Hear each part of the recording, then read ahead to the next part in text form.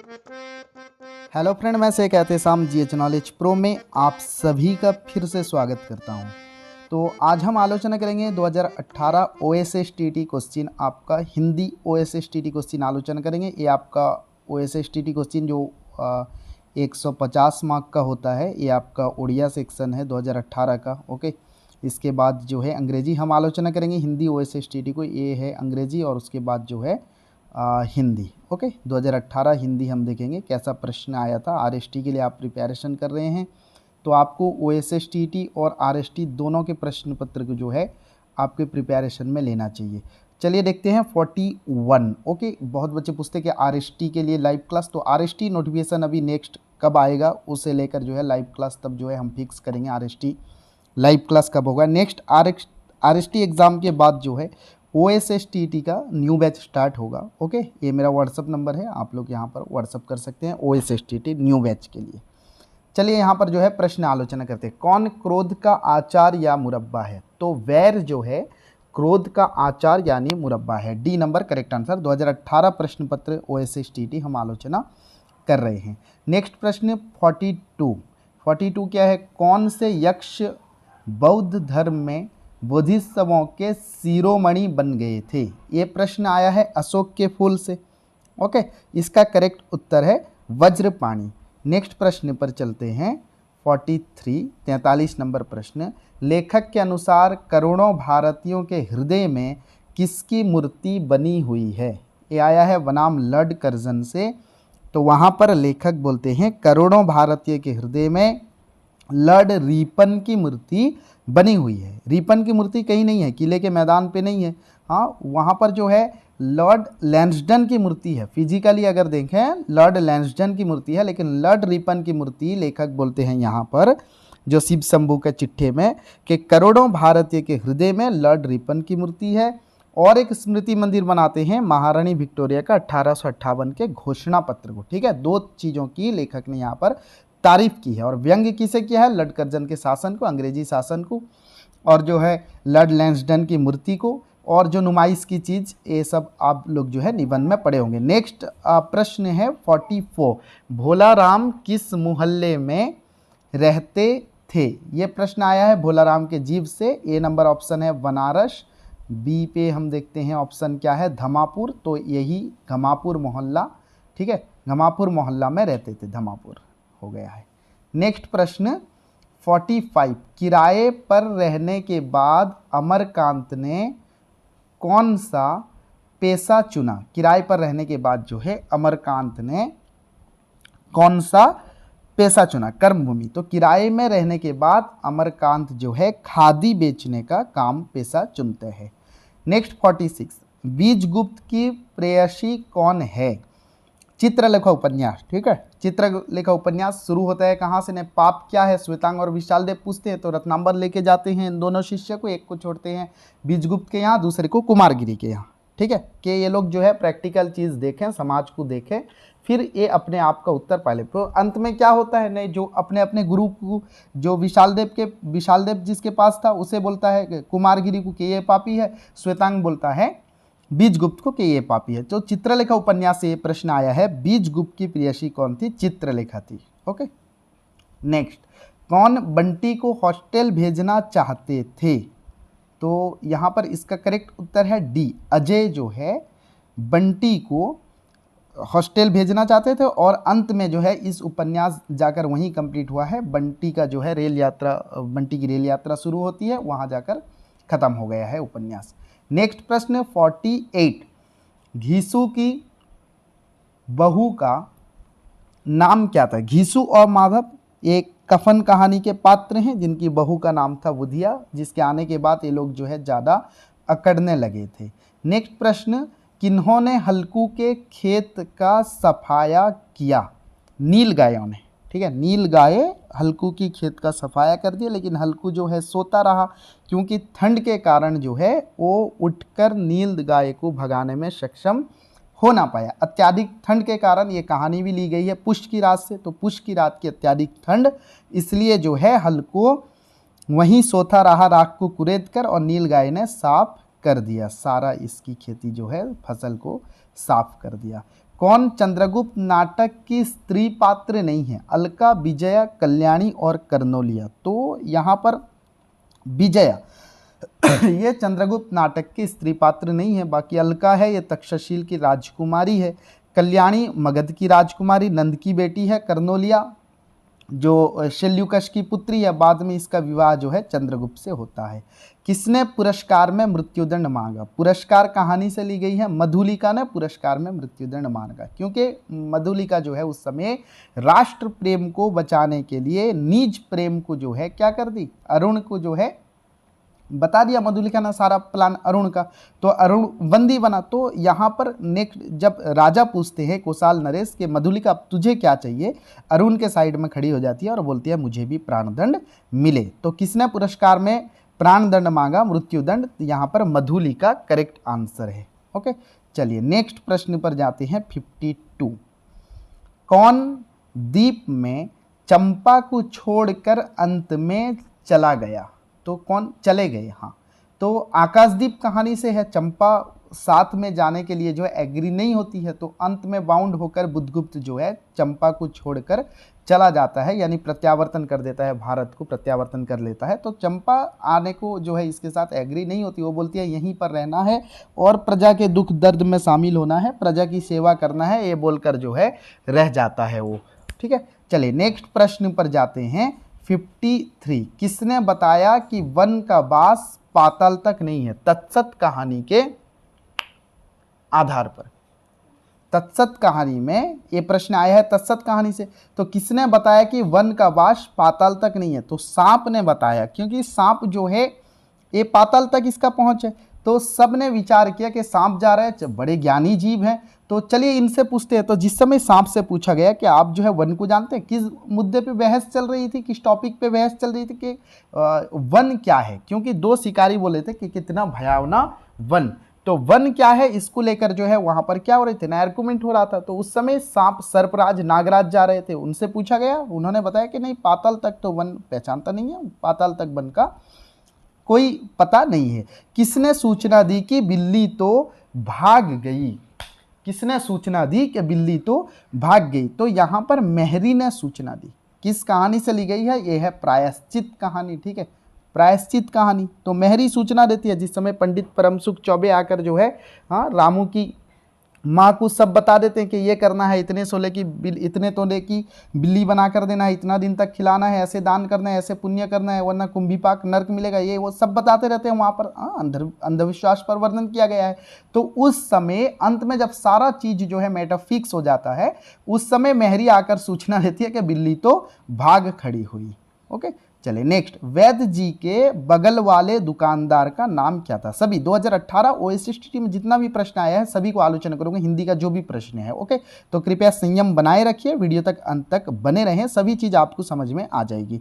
वैद्य जी के बगल वाले दुकानदार का नाम क्या था? रामलाल, जनलाल, नंदलाल, वच्चनलाल। हाँ, वच्चनलाल था वैद्य जी का साइड वाला दुकानदार। गर्मी का दिन कहानी से लिया गया है। तो गर्मी के दिन में दोपहर बीतने के बाद वच्चनलाल जिस समय घर से लौटा, देखा डॉक्टर साहब जो है प्रोफेसर कविराज नित्यानंद तिवारी ये घर नहीं गए हैं, वो खलासी का इंतजार कर रहे थे कि दोबारा आएगा और सर्टिफिकेट के लिए पैसा देकर सर्टिफिकेट ले जाएगा, लेकिन वो नहीं आया। रेलवे क्वार्टर छोड़ते समय गणेशी ने गजाधर बाबू को क्या दिया?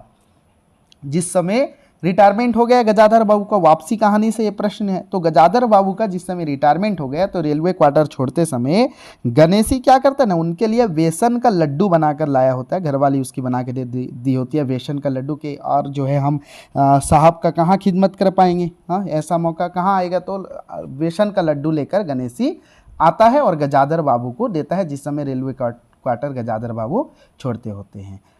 यहाँ पर 57 नंबर। माँ टांग ऊपर चढ़ाकर नहीं बैठते, यह खाट नहीं। अपनी माँ से यह बात किसने कही? तो अपनी माँ से यह बात श्यामनाथ ने कही। एक्चुअली नाम आप देखना कहानी पे, नाम है सामनाथ। ओके, नाम क्या है? सामनाथ है। लेकिन यहाँ पर दो ऑप्शन देखिए, एक है सोमनाथ, बी पे है सोमनाथ और सी पे है श्यामनाथ। एक्चुअली अब कहानी पे देखेंगे सामनाथ नाम मिलेगा। तो यहाँ पर देखिए ये जो प्रश्न था ये क्या किया था, बी कर दिया था, जो गलती हो गया। हाँ, सोमनाथ।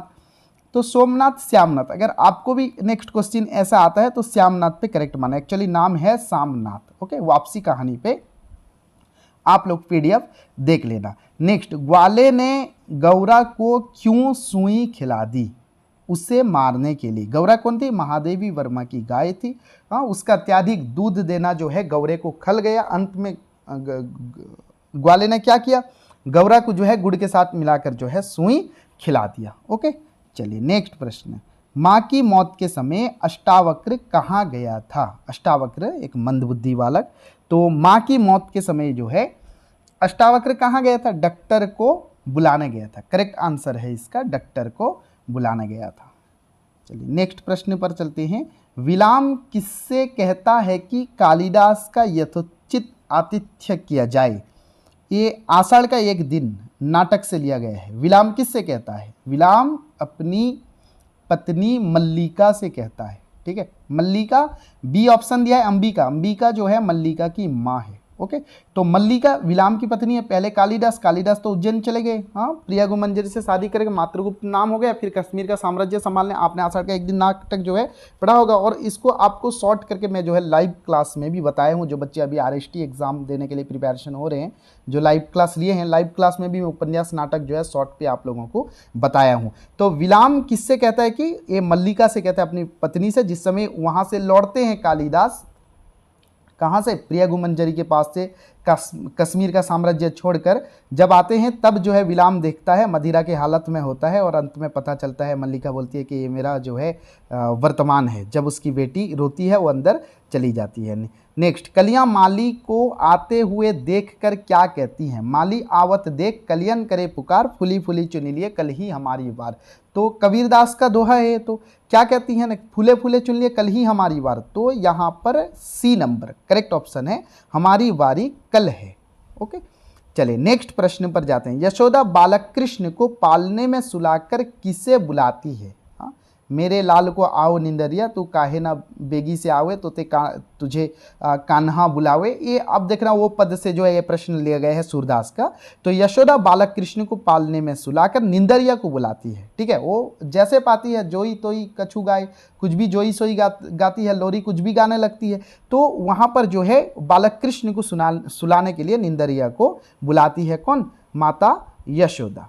नेक्स्ट प्रश्न, चले भरतु जहसिया रघुराई, साथ निषाद नाथु लघु भाई। यहाँ लघु भाई किसे कहा गया? तो रामचंद्र को मनाने के लिए भरत के साथ छोटे भाई शत्रुघ्न जो है जा रहे हैं। यहाँ पर शत्रुघ्न को ही लघु भाई कहा गया है।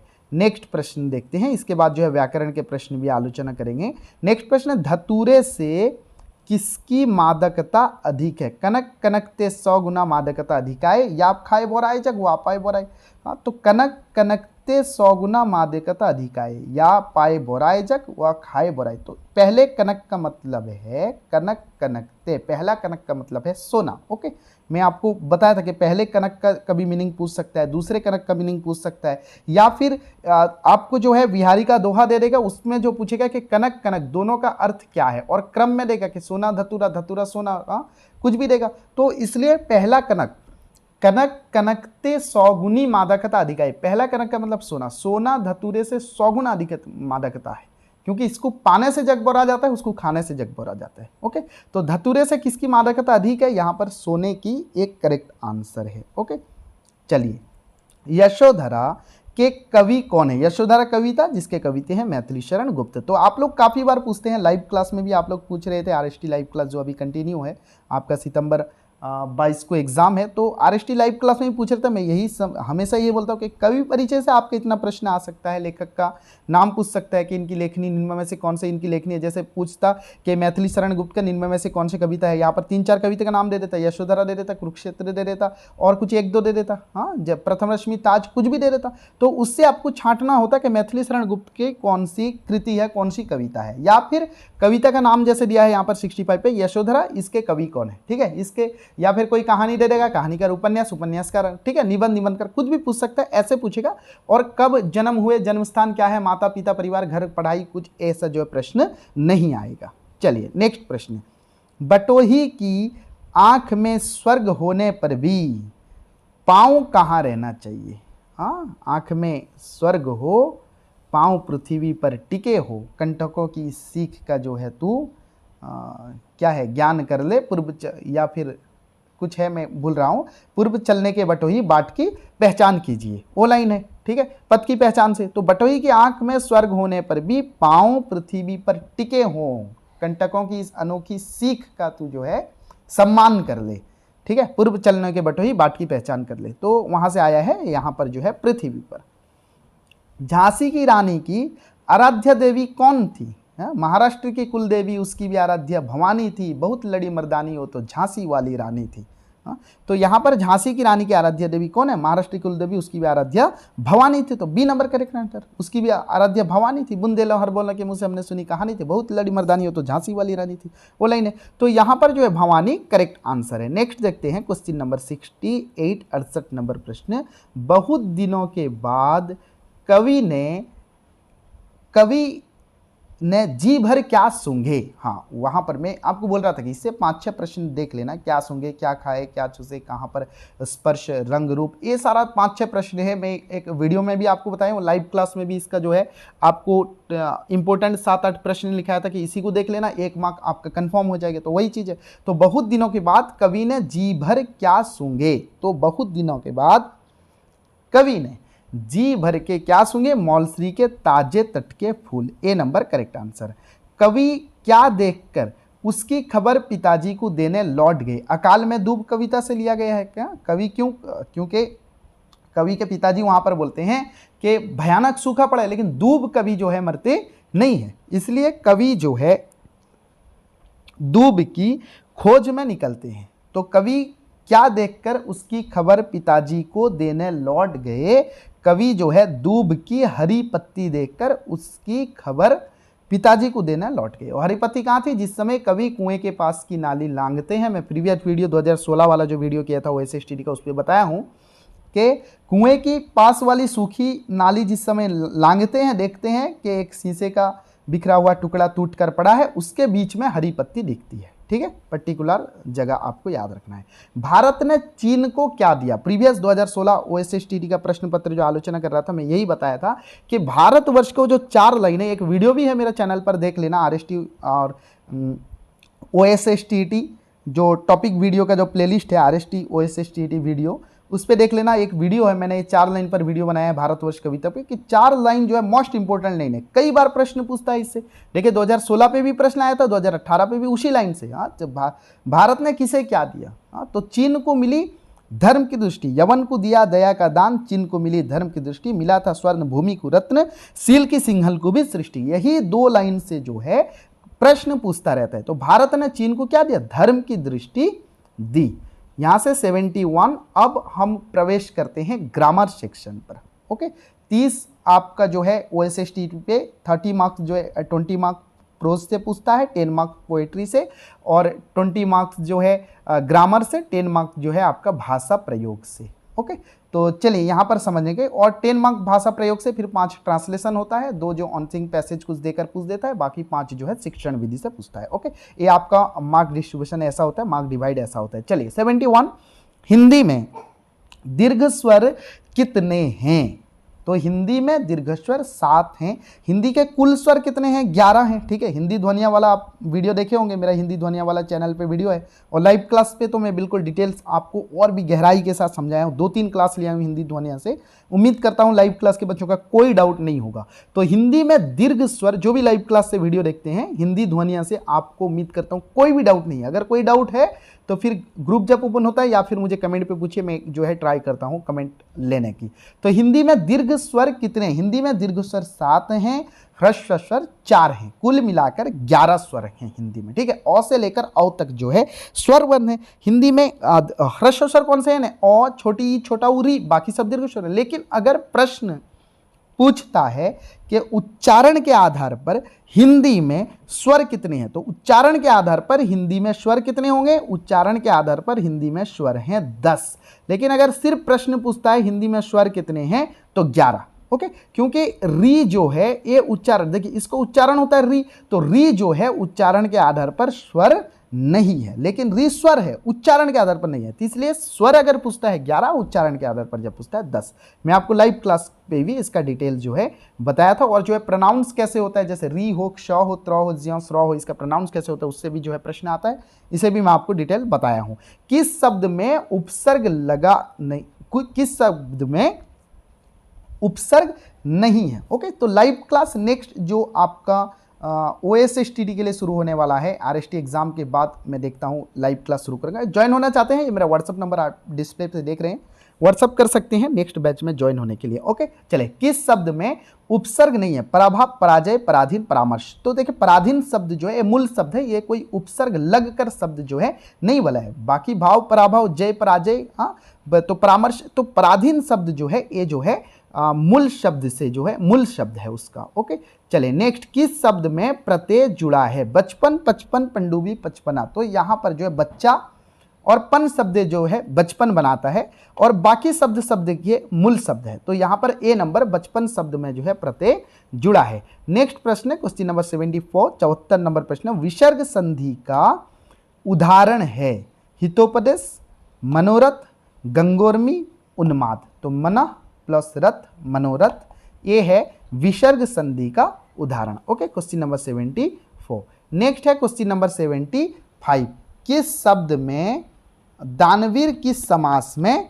नेक्स्ट क्वेश्चन नंबर 75, दानवीर किस समास में है, अव्ययी भाव समास, बहुब्रीहि समास, करण तत्पुरुष समास, अधिकरण तत्पुरुष समास। तो यहां पर दानवीर जो है ये अधिकरण तत्पुरुष समास है। ओके, दानवीर क्या है, अधिकरण तत्पुरुष, दान में वीर, ठीक है। मैं किसका परसर्ग है, अपद सॉरी अधिकरण कारक का, मैं और पर ये दोनों अधिकरण कारक का है। तो दान में वीर, दानवीर, तो ये अधिकरण तत्पुरुष कारक। आप लोग क्लियर होंगे। ओके, चलिए नेक्स्ट 76 प्रश्न संख्या 76, अनुकूल का विलोम शब्द। ये वेरी इजी प्रश्न पूछा था, अनुकूल और प्रतिकूल, बहुत इजी प्रश्न था। नेक्स्ट, उच्चारण की दृष्टि से ओडिया में, उच्चारण की दृष्टि से ओडिया में कितनी स्वर ध्वनियां हैं, ये ओडिया से प्रश्न पूछ लिया था। ओके, तो आप करेक्ट आंसर यहाँ पर तो 2 पे क्लिक है, एक 11 पे है, 6 पे है, आप थोड़ा उड़िया ग्रामर देख लेना। ओके, एक आध प्रश्न कभी कभी पूछ देता है उड़िया से, ठीक है, एक आध प्रश्न, इससे ज़्यादा नहीं, 2 सवाल नहीं, एक ही पूछेगा या फिर नहीं पूछेगा। कविता का बहुवचन में रूप क्या होगा, तो कविता आकारांत स्त्रीलिंग शब्द, ठीक है। 4 नियम 8 पॉइंट, इसमें से दूसरा नंबर नियम था कि आकारांत पुल्लिंग शब्द और स्त्रीलिंग शब्द। तो नियम नंबर 2 का पॉइंट नंबर 2 है कि आकारांत स्त्रीलिंग शब्द बहुवचन में ए होता है। तो कविता, कविताएं। ओके, ए नंबर करेक्ट आंसर।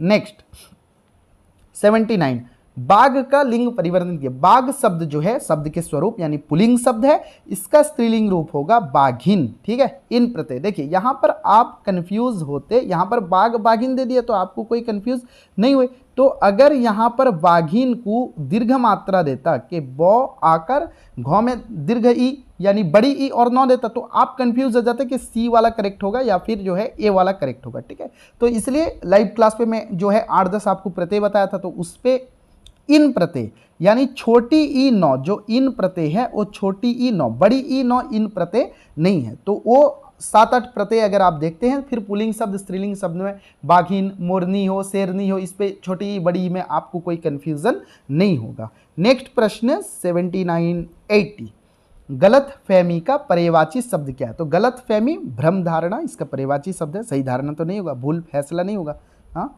सही फैसला नहीं होगा। तो गलत फहमी सिंपल है, इसका पर्यायवाची शब्द है गलत फहमी भ्रम धारणा। 81, यहाँ चौराहे पर लाल बत्ती जलती है, वाक्य में विशेषण कौन सा है। यहाँ बत्ती, चौराहे, लाल। तो बत्ती की विशेषता कलर को बताता है, तो यहाँ पर जो है लाल जो है विशेषण है। अगर यहाँ पर प्रश्न पूछता कि यहाँ चौराहे पर लाल बत्ती जलती है और आपको लाल के नीचे अंडरलाइन कर देता और प्रश्न पूछता कि यह किस प्रकार का विशेषण है, ठीक है। प्रश्न पूछा है यहाँ चौराहे पर लाल बत्ती जल रही है, इस वाक्य में विशेषण कौन सा है, तो आप बोल दिए कि लाल जो है विशेषण है, ठीक है, वेरी सिंपल।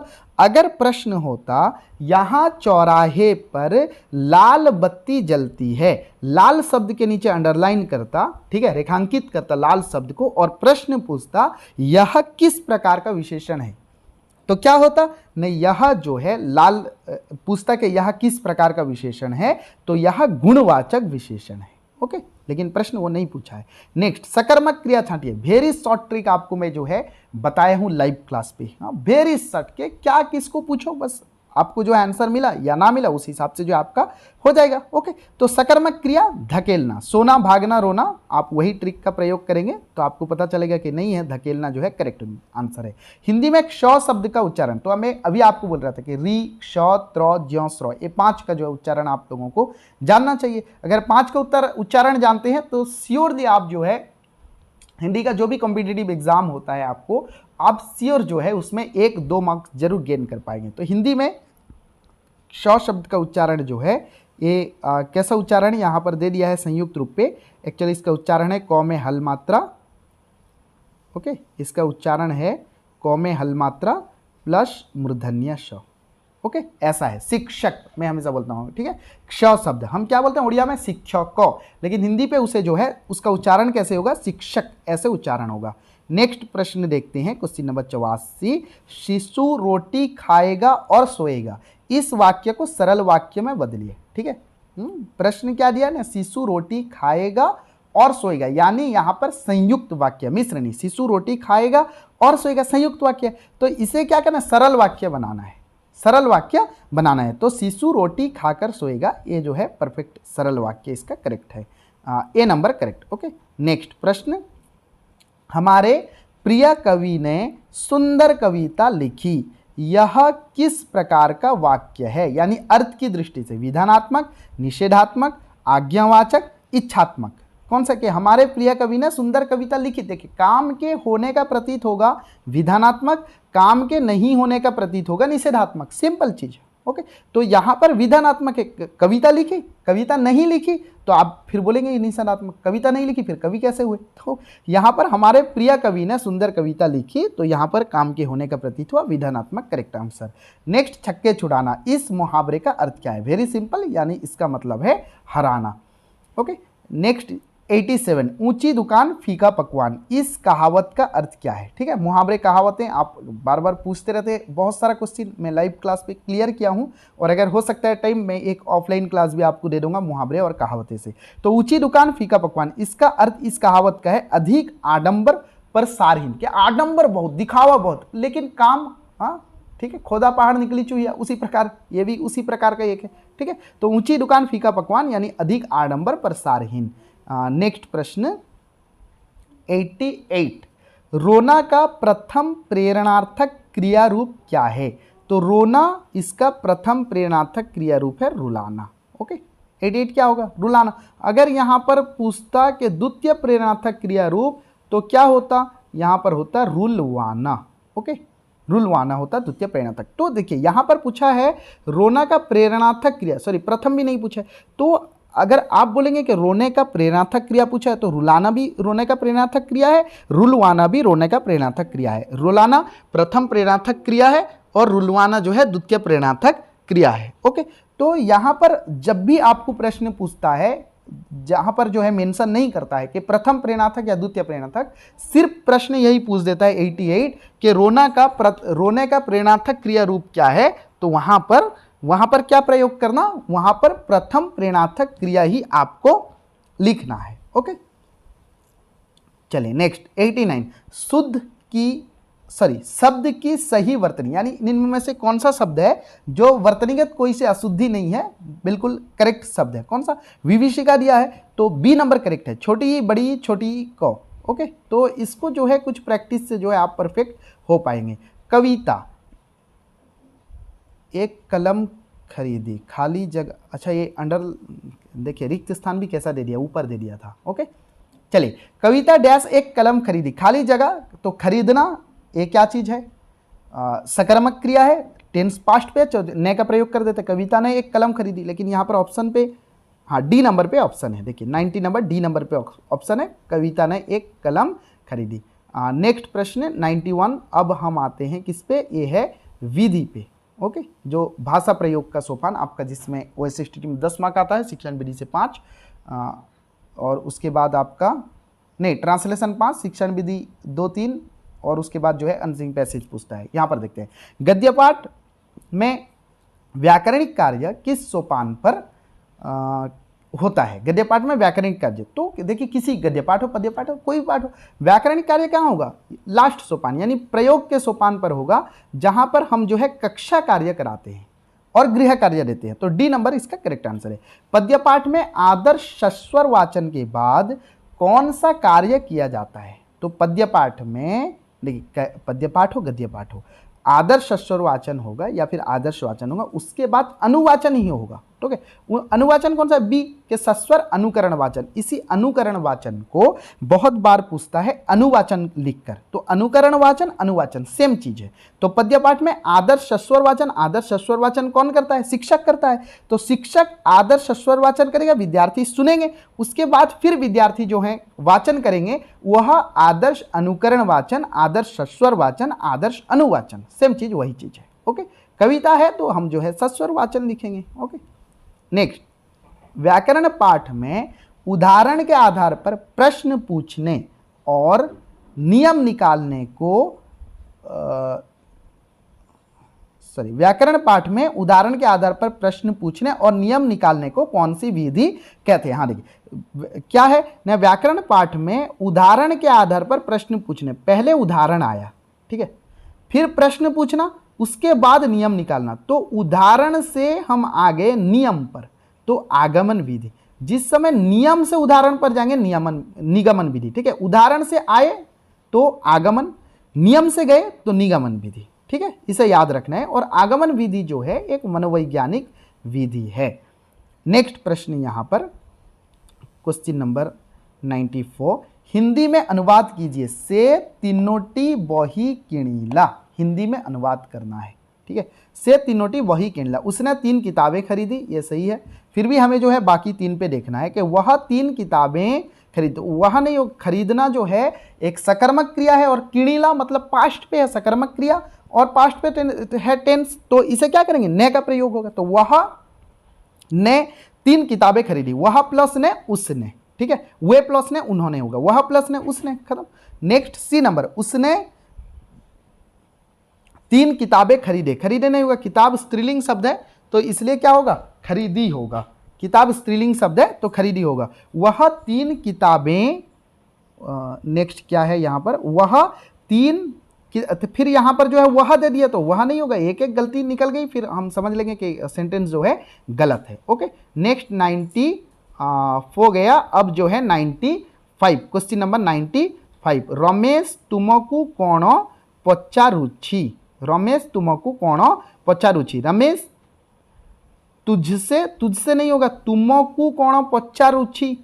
ठीक है, हाँ, तो ते नुहे, तुझसे नहीं होगा, तुमको। रमेश ने तुम्हें क्या, ए पास्ट पे दे दिया है, ने का प्रयोग कर दिया है, लेकिन पचारुछि है तो प्रेजेंट पे पूछा है। ठीक है, रमेश तुमसे क्या पूछ रहा है, ये करेक्ट है। ओके, रमेश तुम्हें क्या पूछ रहा है, तुम्हें भी हो सकता है, लेकिन ज़्यादा अगर दोनों एग्जाम्पल दिया हो फिर जो है तुमसे ज़्यादा बेटर है। ओके, चलिए नेक्स्ट 96, संभवतः शायद काली वर्षा हो पारे, शायद कल वर्षा होगा। वर्षा होगा कैसे, हाँ, वर्षा जो है स्त्रीलिंग शब्द है, हम यहाँ पर पुल्लिंग के रूप में प्रयोग कर दिया कि शायद कल वर्षा होगा, नहीं, संभवतः काली वर्षा हो पारे। संभवतः कल बारिश हुई थी, हुई थी ए पास्ट पे दे दिया है कि हे थिल्ला, यहाँ पर प्रश्न क्या है ना, होई पारे मतलब फ्यूचर पे होना है। ठीक है, संभवतः कल बारिश हो, हाँ ये सही है। ठीक है, होगी अलग, बारिश ने कल होगी, ये देखिए बारिश ने ये पास्ट पे, कल होगी ये फ्यूचर पे, तो दोनों गलती है।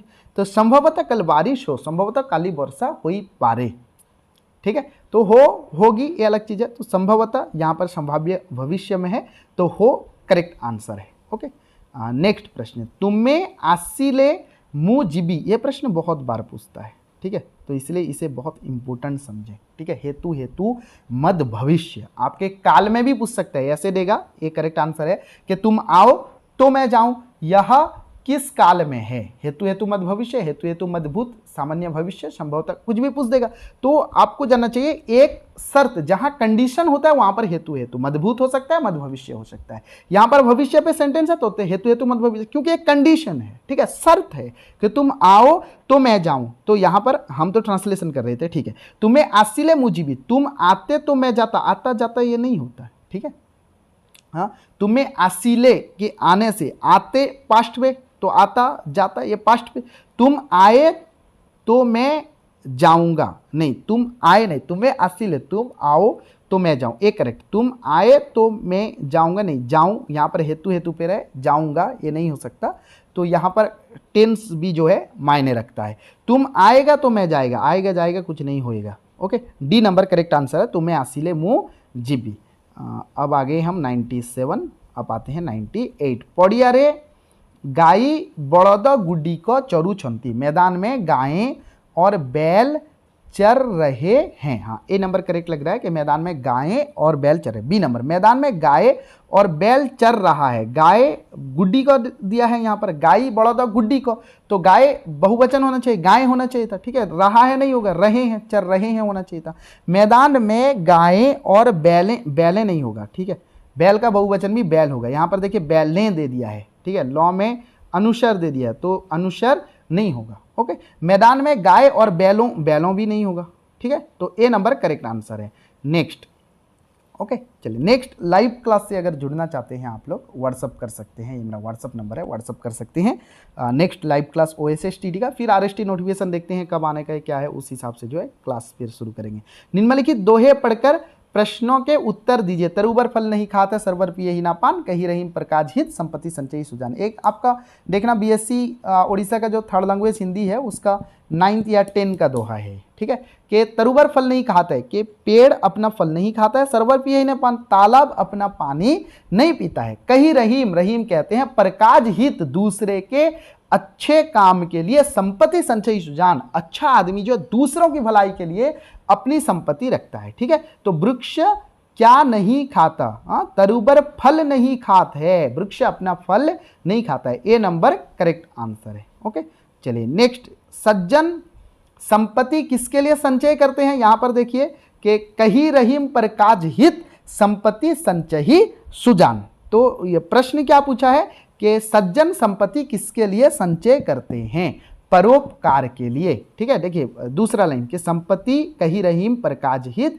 संपत्ति संचयी सुजान, यानी दूसरे के लिए जो है संपत्ति संचय करके रखते हैं। ये आपका पेडागोजी है, ओके, पेडागोजी विभाग है जो 50 मार्क आता है OSSTD, ठीक है। तो OSSTD 2018 आप प्लेलिस्ट देखना, 2016 आपको नेक्स्ट जो है 2000 अब तक जो भी OSSTD CBT हुआ है सारा वीडियो आपको ये इसी प्लेलिस्ट पे मिल जाएगा। जिस प्लेलिस्ट पे आप हैं वो है RST OSSTD exam question. Okay, तो चलिए मिलते हैं आप लोगों के साथ नेक्स्ट वीडियो में, तब तक के लिए आज्ञा दीजिए। जय हिंद।